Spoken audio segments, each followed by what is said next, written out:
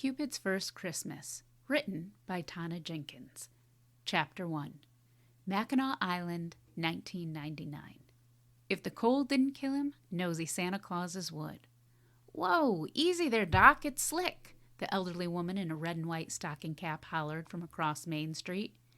"Yep, I heard you the first time, Miss Parker," Zach muttered. Hopefully no one else had. His gaze swung past her to survey the row of colorful Victorian storefronts lining the road. Doubtful. She was small. Her voice? Anything but. Her boom had startled him from his focused effort to sidestep the black ice between his office and lunch. He straightened the lapels of his wool jacket and pressed the phone back to his ear, returning his attention to his call. "What's going on over there? Did you hear what I said?" his father demanded from the other end of the line. A combination of frustration and hunger had Zach speed-walking when he knew good and well that his athletic legs, honed to granite from years of basketball, were no match for the slippery patches of the quaint town's sloped walks. Frozen mists rolled up from surrounding Lake Huron, depositing the invisible ice everywhere. It posed a perpetual hazard, at least for him. The real locals seemed to navigate with ease. "Zach," his father barked. "Yes, I heard you," Zach answered, arching a brow. "It doesn't seem like you've listened to a word I've said." As if that were even necessary. His father called several times a week with the same rant. He practically had it memorized. "Since you've taken over the practice, the numbers have been abysmal. I need you to fix this and fix it now." His father slammed down the phone. Zach stared at the blank screen in his hand. For 1 second, he fantasized that he'd been the one to end the call, to cut things off for good. He dragged a gloved hand across his nearly numb forehead and slipped his phone into his coat pocket. The man was almost sour enough to ruin his appetite. After a snafu with the financial aid office, his dad stepped in and paid off a medical school loan. Each one of these calls tempted Zach to renege on the agreement to spend a year managing the family practice to pay off his debt. He reached for his headphones and frowned when he grabbed nothing but air. Right, his beloved CD player had been a casualty of his last slip and fall. Man, what he wouldn't give for a little jazzmatazz to get his mind back on track. Glancing sidelong, he saw Miss Parker still standing there, one arm slung around a candy king taller than her, watching him expectantly. Clearly, she was in the mood for a chat, which was the last thing he wanted. But the spot in his chest that always went soft for old ladies turned into gooey butter cake. Stifling a sigh, he called, "Good looking out, Miss Parker. Appreciate it." She beamed. "Any time. You know I've got my eye on you." Mr. Manning, 2 doors down, threw open his window and stuck out his head. "I hear shouting. Did someone have an accident?" He held his Santa hat with one hand and the ledge with the other. "You're always a day late and $1 short, you old fuddy. It's only Zach Albert out here doing his best imitation of a seaman." Miss Parker mimicked Zach's earlier stagger. Mr. Manning laughed, the echo ringing up the road. "Yep, I always miss the good stuff." Zach shook his head. Certain more windows would open soon, he picked up his pace again in spite of the ice.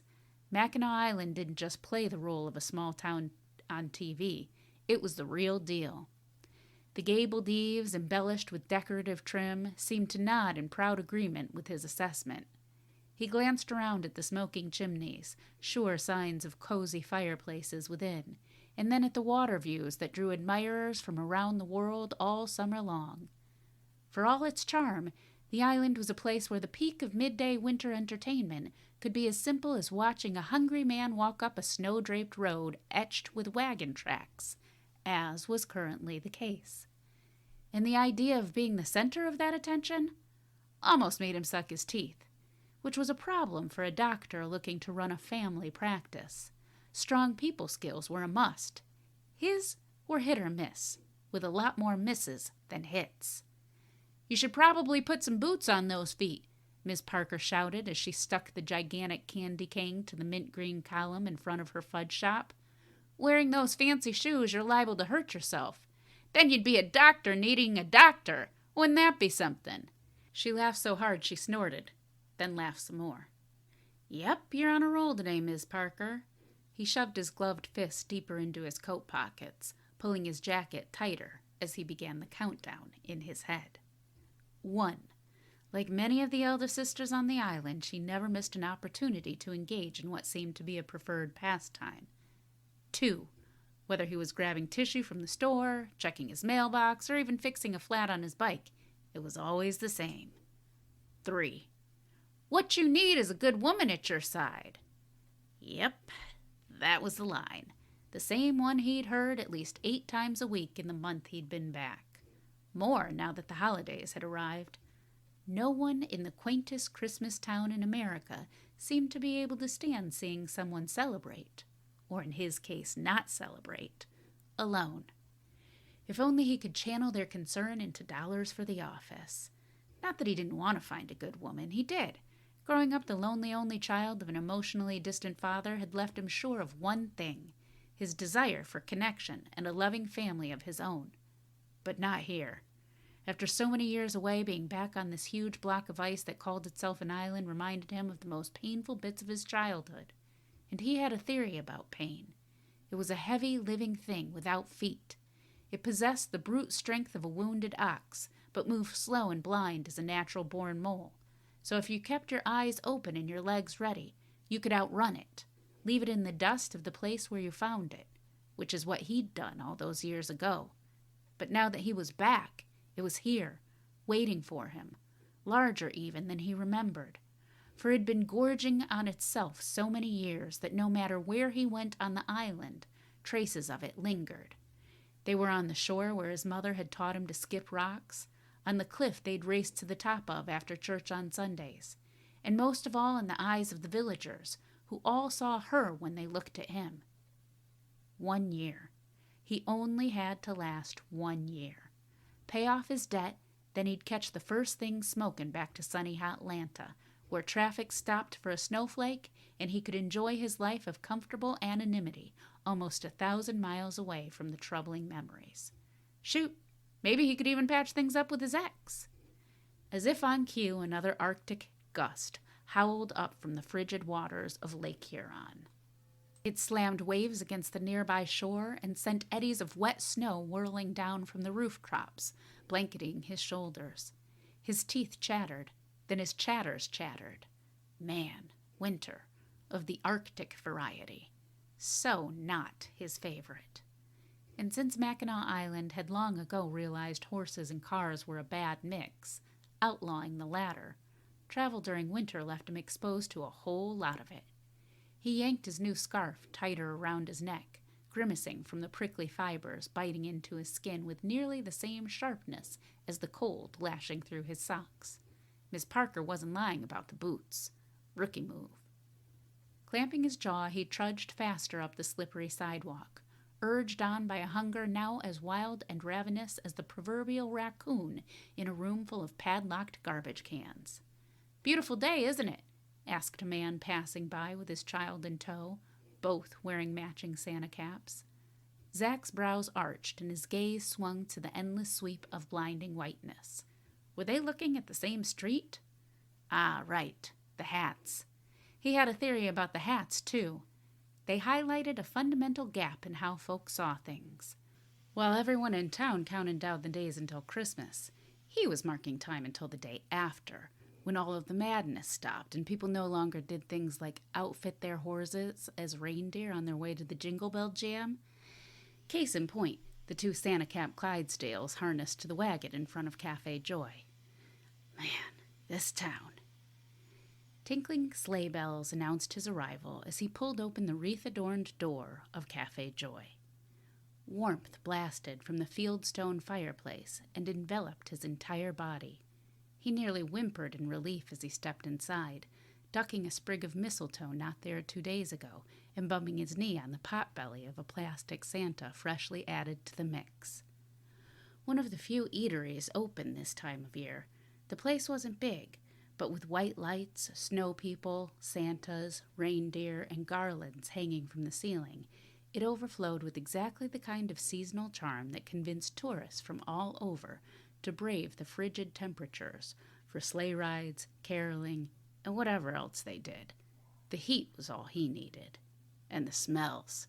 He sniffed the invisible cloud of cinnamon, hot cocoa, and peppermint swirling the room. The crazy raccoon in his stomach leapt. "Hey, Doc Albert," Nova, the owner, said, waving to him from the counter. "Afternoon," he muttered in response as he unwound his scarf and stomped clumps of snow from the bottoms of his frozen feet onto the season's greetings welcome mat. Hearing himself referred to that way still took some getting used to after years of thinking of his father as the island's only doctor. He hung up his coat and scarf, scanning the room for open seats. Cafe Joy was that rare breed of establishment so beloved by locals who saw it as a second living room that they set aside any disdain for flocking day trippers. A handful of men who'd finished the early shift on construction had called first dibs on the stools running along the counter. Retirees there to play cards and a couple of stay-at-home moms and day trippers had gravitated towards the windows overlooking the snowy street. In addition to the entertainment factor, those spots also offered killer views of the oceanic lake and its white-capped waves. Thankfully, no one had taken his seat at a little table in the corner of the room near the crackling fireplace. "The usual?" Nova asked, already pulling a jumbo roast beef pasty pie from the warming station. "Yep," he said, making his way to the table. He was just beginning to feel his toes again when Nova slid the plate and a mug of hot cocoa made with real fudge onto the table before him. "One pasty pie and a candy cane fudgy." "Perfect, thanks," he said, feeling that genuine gratitude as he took the warm cup in his grip. He didn't allow himself many vices, but his sweet tooth was something else, and her candy cane cocoa never disappointed. The first velvety sip always reminded him why Simra tourists bought blocks of fudge like they were Montezuma's gold. He wiped away the white streaks melting down the cup's side. No matter how many times he asked her to skip the white whipped cream, she'd always forget. According to her, Christmas drinks, a must this time of year, weren't Christmas drinks unless they had whipped cream. A burst of laughter caught his attention, and he set the mug on the table. Scanning the cafe in search of the source, he saw the door to the back give a little jump. Once, then twice. The third time, a brunette in a cashmere turtleneck stumbled forward, carrying a ladder in one hand and a big cardboard box in the other. A bright red Santa hat sat crookedly on the top of her head. He swallowed hard. Santa hat aside, she was beautiful in an airy, effortless way, her icy blue eyes a stunning contrast to deep brown hair that tumbled down her shoulders in loose waves. He watched her navigate the swaying door. Well, try to. As though magnetized, the corners of everything she carried collided with the frame. Each new bump elicited a giggle like she was hitting her funny bone instead of mashing a ladder into a door frame. Her determination charmed him, inspired him actually, and there was something familiar about her lilting laugh and sparkling eyes. Was she? "You want some help, Noelle?" Nova called as she slipped an apple pie into the small turntable fridge. Noelle? That definitely wasn't the name he was thinking. "I think I've got it." Noelle's voice rang bright and clear. Her sparkling gaze landed on him, and for that second it felt like he was standing next to the sun. She smiled warmly, then scooted the ladder higher on one of the curvy hips she was using to balance her load. The box on the other side slipped. The ladder bumped the frame for the third time, and a loud thud sounded above the Christmas tunes playing from the cafe's small speakers. "Yep, I've definitely got it now." He was pretty sure she didn't have it, but everyone else was so engrossed in their food and conversations, they didn't seem to notice. Normally, nothing short of an emergency would have persuaded him to abandon his observer post in the background. Today, especially, he had the sense that he needed to stay put.